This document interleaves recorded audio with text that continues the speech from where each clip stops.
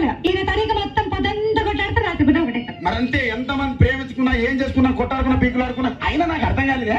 చెప్పు. ఒక సమానం కొట్లాడతారు, రాత్రి కాగానే ఒకటైతారు. మళ్ళా ఇంతదానికి ఎందుకు కొట్టాడుకునేది? అవును, అసలు కొట్లాడుకోవద్దు ఎవరు. అందుకే కూడా సంతోషంగా ఉండాలి అంతే మనం ఉన్నట్టు.